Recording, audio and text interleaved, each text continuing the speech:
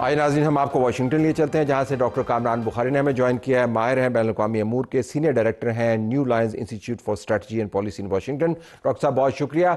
एक बिल्डअप है गल्फ के अंदर, और कहा जा रहा है अभी डोनाल्ड ट्रंप ने डिएगो गार्सिया के मामले के ऊपर अमरीकी पॉइंट ऑफ व्यू का इजहार करते हुए बरतानवी वज़ीर आज़म की बड़ी क्लास ली और कहा जी कि आपने इस जजीरे का कंट्रोल नहीं खोना, हमने ईरान पर अटैक करना है, तो हमने ये जजीरा इस्तेमाल करना है। क्या आपको मुस्तकबिल करीब में यानी अगले चंद दिनों में इस किस्म का हमला होता हुआ नजर आ रहा है?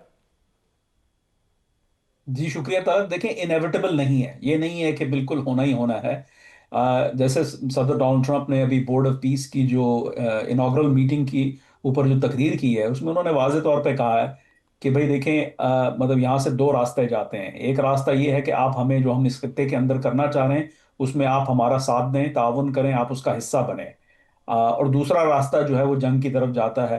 और फिर उन्होंने साथ में ये भी कहा कि भाई जो है वो न्यूक्लियर डील होना बहुत ज़रूरी है। अच्छी बातचीत हुई है अभी तक, लेकिन अभी जो है डील करना ज़रूरी है और वो फिल फॉर होनी चाहिए। और मेरा ख्याल में उन्होंने कुछ 10 दिन की मोहलत दी है कि भाई आप जो है जो डिटेल्ड प्रपोजल है वो लेके आए। तो आपको लगता है कि अगर प्रपोजल के ऊपर पेशरफ्त हुई, वो कुल्ली तौर पर पेशरफ्त समझेंगे अमरीकी, या उसके अंदर अगर मार्जिनल ईरान की तरफ से लचक दिखाई जाए तो वो भी काफ़ी होगी जंग को वार्ड ऑफ करने के लिए? देखिए, उन्होंने कुछ रेड लाइंस का जिक्र किया है। अपना ये नायब सदर जेडी वैंस ने भी इसका हवाला दिया था कि गैप है अभी, जो हम चाह रहे हैं और जो ईरान चाह रहा है उसमें गैप है। तो उस वजह से जो है वो एक थोड़ी थोड़ी सी वो एक मायूसी का भी इजहार हुआ था कि हम सोच रहे थे कि जो है मजीद पेशरफ्त होगी, लेकिन फिल वक्त नहीं हुई। तो आई थिंक देखें, जो है ईरान भी रैशनल एक्टर है, उसको अपनी मतलब जंग तो नहीं चाहिए ना। अब देखना यह है कि उनका कैलकुलस क्या है। असल में सारे का सारा जो दारोमदार है, वो जो internal balance of power shift हो रहा है ना ईरान के अंदर, वो डिटरमिन करेगा कि किस हद तक वो लचक दिखा सकते हैं। लेकिन यह है कि अभी वो चीज़ें जो हैं वो आई गेस ईरानियों को खुद नहीं पता फिल वक्त कि वो किस हद तक लचक दिखा दिखा सकते हैं। एक ख्याल ये भी है कि जो अमेरिका के अंदर अपना इंटरनल बैलेंस ऑफ पावर है वो शिफ्ट तो नहीं हो रहा, लेकिन उसमें प्रॉब्लम्स हैं। एप्स्टीन फाइल्स ने काफ़ी तहलका मचाया हुआ है, और अगर बोर्ड ऑफ पीस में से गज़ा के लिए कुछ ना निकला और इसराइल वैसे ही दंदनाता रहा, वेस्ट बैंक की तरफ जाता रहा जैसे कि वो जा रहा है, तो शायद ट्रंप के लिए काफ़ी एम्बेरसमेंट हो। तो बाज़ तज्जिया निगारों का ख्याल है कि ये अंदरूनी मामलात से डिस्ट्रैक्ट करने के लिए ईरान के मामले को रैचेट अप किया जा रहा है। आपका तज्जिया क्या है? नहीं, मैं नहीं समझता। आई मीन ये देखें, इस तरह के मफरूजे दिए जाते हैं।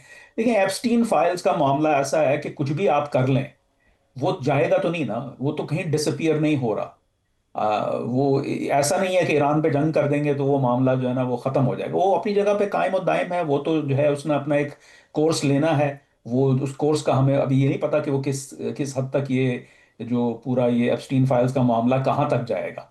तो आई डोंट थिंक उसका उसके साथ कोई ताल्लुक है। देखें, सदर डोनाल्ड ट्रंप जो हैं उनके नंबर्स, पोल रेटिंग जो है वो कम है बहुत ज़्यादा। जो है तारीखी तौर पे इतनी कम किसी भी सदर की नहीं हुई, यानी अनकरीब माजी की मैं बात कर रहा हूँ, गुज़िश्ता 2-3 दहाइयों में। तो ये जो सिचुएशन है ये बड़ी ख़तरनाक है सदर डोनाल्ड ट्रंप के लिए, क्योंकि मिड टर्म्स आ रहे हैं।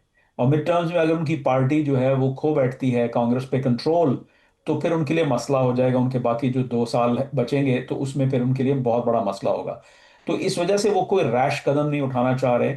वो ये दिखाना चाह रहे हैं कि भाई मैं पीस कर रहा हूं। आज जो मीटिंग हुई है जिसमें शहबाज शरीफ साहब भी वहां थे, और 3 अहम सदूर सेंट्रल एशिया, साउथ कॉकेसस के, अजरबैजान, उज़्बेकिस्तान और काजाख्स्तान, जिन्होंने $1-1 बिलियन का जो है कंट्रीब्यूशन भी किया है गाजा के फंड के लिए।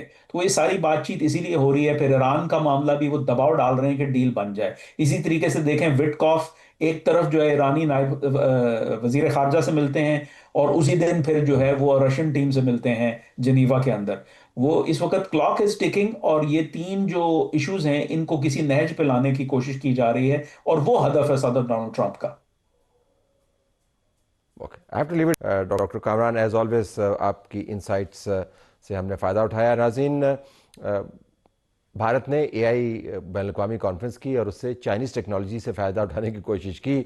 उनकी एआई कॉन्फ्रेंस का तो काफ़ी रगड़ा लगाया गया कांग्रेस की तरफ से कि आपने चाइनीज़ प्रोडक्ट्स को प्रमोट किया।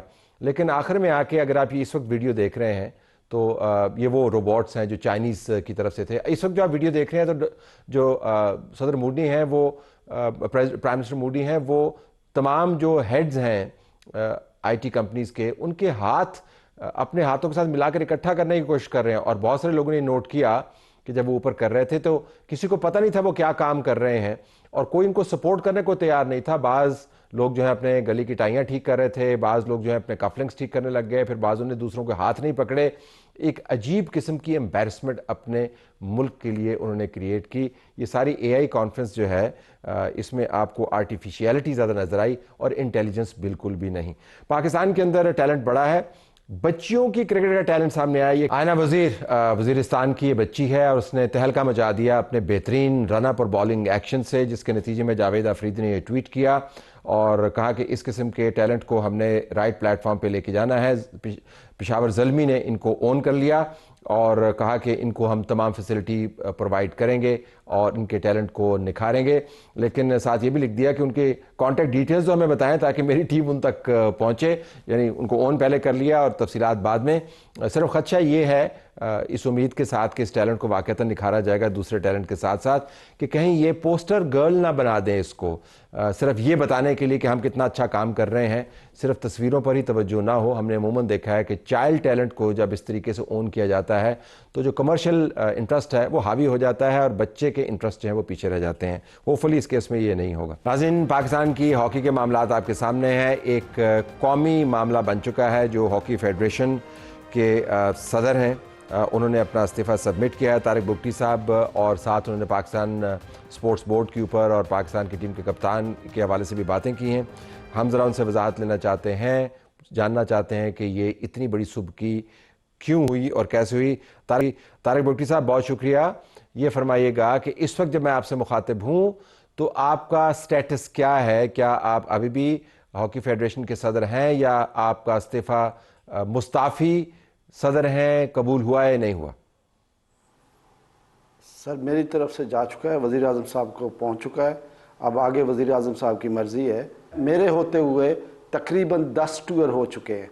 हॉकी फेडरेशन का बजट क्या है सालाना, अगर आप उठाएं तो 35 लाख हॉकी का बजट है सालाना, जो कि मुझे पिछले 2 साल से जब से मैं हूँ मुझे वो 35 लाख भी नहीं मिले। 1 रुपया भी मुझे स्पोर्ट्स बोर्ड की तरफ से नहीं मिला। स्पेशल ग्रांट की सूरत में मुझे वज़ीर आज़म मियाँ शहबाज शरीफ साहब की तरफ से मिले, जो 12 और 13 तो अगर मैं पूछ पाऊँ तारिक साहब, तो फिर आप काम चला कैसे रहे थे अगर आपके पास पैसे नहीं थे? अगर आप फिर काम चला कैसे रहे थे? देख, ये अल्लाह की मेहरबानी है। मैं कहता हूँ कि ये 2 चीज़ें, इसमें 2 चीज़ें बड़ी इंपॉर्टेंट है। एक, field marshal general Asim Munir साहब ने मुझे बहुत सपोर्ट किया। देखें, हम जब अजलान शाह जीत के आए तो उन्होंने हमें मदऊ किया, हम वहाँ गए। तो सबसे बड़ी लेकिन वो आपको टिकट खरीदने के पैसे तो नहीं दे रहे होंगे ना बुगटी साहब? वो आपको टिकट खरीदने के पैसे तो नहीं दे रहे होंगे ना? वो तो आपको सपोर्ट कर रहे होंगे, शाबाशी दे रहे होंगे। आप ये पैसों से कैसे चला रहे थे? देखें, पहली दफ़ा पैसों के बगैर तो मामला चल ही नहीं सकता। देखें, मुझे दूसरा स्पोर्ट जो पैसों वाला स्पोर्ट है वो सिर्फ चीफ मिनिस्टर बलूचिस्तान मीर सरफराज बुगटी ने हॉकी को चलाया। वो पैसे दे रहे थे, टीएडीए वो दे रहे थे, आपको कहीं से कोई और धेला नहीं मिला? बिल्कुल बिल्कुल बिल्कुल। देखें, कोई धेला नहीं मिला। अभी खबर आई है जब मैं आपसे रिकॉर्ड करूं कि आपका इस्तीफा प्राइम मिनिस्टर ने मंजूर कर लिया है। आपका इस्तीफा प्राइम मिनिस्टर ने मंजूर कर लिया है, मेरे प्रोड्यूसर मुझे बता रहे हैं। तो दैट्स ग्रेट, कोई मसला नहीं है, कोई रिग्रेट नहीं है। मैंने अपना जो हिस्सा है हॉकी के लिए और बेटरमेंट के लिए, हॉकी के लिए, और मैंने अपना हिस्सा डाल दिया है। Thank you very much. और इसमें मुझे कोई रिग्रेट नहीं है। देखें, मैंने अपनी कौमी खेल के लिए 18वीं से अगर मैं 13वीं में इम्प्रूवमेंट मैंने की है। I am proud of it कि आई हैव डन माय। लेकिन जो एपिसोड सामने आया तारिक बुगटी साहब, आप बेहतर समझते हैं, एक ये विजुअल्स का दौर है, ये जब टीम के कप्तान और उनके मेंबरान उसकी तरफ आते हैं, उनके मेंबरान उसकी तरफ आते हैं। तलत भाई देखें, कहें कि हमारे साथ ये हुआ है और आपका मुर्द इल्जाम ठहराएं, ये काफी एक एम्बैरेसिंग सिचुएशन है मुल्क के लिए। नहीं, देखें बात क्या है। अब थोड़ा सा मुझे मौका देखें, तलत भाई हुआ क्या है, 10 टूर इससे पहले भी हुए। जो कि मैंने लोगों से उधार भी उठाए, चीफ मिनिस्टर बलूचिस्तान से भी लिए, लेकिन मुझे ऐसी एम्बेरसमेंट सामना नहीं करना पड़ा।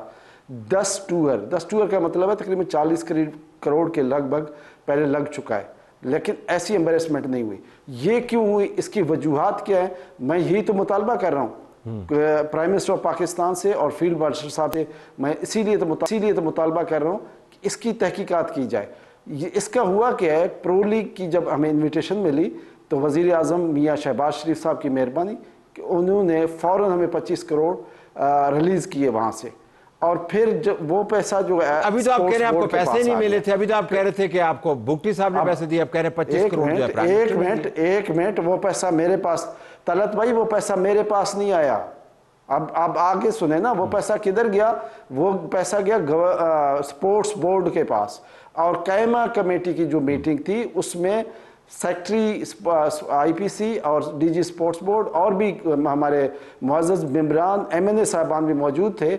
उनकी मौजूदगी में ये फैसला हुआ कि प्रो लीग का जितना भी मैटर है, हमारे 4 टूर्स होने हैं, वो ऑर्गेनाइज और मैनेज करेगी पाकिस्तान स्पोर्ट्स बोर्ड। पैसा उनके पास है, सब कुछ ऑर्गेनाइज और मैनेज नहीं करेगी। ये देखें, बुकिंग्स करवाना आपका काम है, देखें बुकिंग्स करवाना आपका काम है, कंफर्मेशंस आपका काम है, खिलाड़ियों को टीए देना, बिल्कुल उसको सुपरवाइज करना आपका काम। आप फेडरेशन है, स्पोर्ट्स बोर्ड तो इंटरफेयर नहीं कर सकते। वो नहीं कर सकती थी, बिल्कुल नहीं कर सकती थी, आप बजा फरमा रहे हैं। लेकिन कायमा कमेटी में जो फैसला हुआ, जैसे ही ये शेड्यूल आया प्रो लीग का, जैसे ही शेड्यूल आया हमने देरी नहीं की। 30 अक्टूबर को हमने शेड्यूल शेयर किया पाकिस्तान स्पोर्ट्स बोर्ड के साथ कि ये टूर्स हैं, ये टाइम फ्रेम है, और इसमें हमने अर्जेंटीना जाना है, इसमें हमने ऑस्ट्रेलिया जाना है, इसमें हमने बेल्जियम जाना है, इसमें हमने यूके जाना है। तो और हुई ना, वक्त पे बुकिंग हुई। मतलब 26 को आपने 11 नाम भेजे, 27 को दूसरे नाम भेजे, 28 को आपके वीजे हो गए, फिर वो फॉर्म भी सही फिल नहीं हुए थे, वो कह रहे 97 लाख के वोट। आप ये टिकट्स की बात कर रहे हैं, देखें बात पता है, पहला फेज कैसा गया है, वो जरा जानने की जरूरत है कि पहला फेज कैसे गया है, कितने पैसे एडवांस में दिए गए, कितनी बुकिंग की गई, कितने वहाँ खाने पीने के लिए पैसे दिए गए। मेरे भाई तलत भाई, टीम चली गई दिसंबर में, पैसे मुझे मिल रहे हैं जनवरी के एंड में। ये तो FIH की मेहरबानी है। तो वो कहते हैं कि आपने कभी प्लान सबमिट नहीं किया था, वो कहते हैं कभी आपने डिटेल प्लान सबमिट नहीं किया था, लेकिन अब तो खैर मामला खत्म हो गया। अच्छा ये बताएं, बिल्कुल आखिर में ये फरमाइएगा कि आप मुझे सिर्फ इसका जवाब दे दें प्लीज, कि अगर आप बिल्कुल हक पर हैं तो आपने इस्तीफा क्यों दिया? अभी 4 दिन बाद मेरे बच्चों ने ट्रैवल करना है, qualifying world cup qualifying round है, तो ये मेरे लिए अब ठहरना बनता नहीं था, क्योंकि मैंने फौरन से बेशतर। और आपने जाते जाते कप्तान पे पाबंदी भी लगा दी है, ये क्यों किया आपने? आपके बच्चों में से एक बच्चे पे पाबंदी भी लगा दिया आपने, गुस्सा निकाला है आपने? देखें, कप्तान का ट्रैक रिकॉर्ड देखें और आने वाले वक्त आपको बताएगा कि कप्तान की रेपो क्या है। कप्तान ने 1 दफा नहीं, 2 दफा नहीं, 4 दफा ब्लंडर्स किए। अनफॉर्चुनेटली टाइम खत्म हुआ।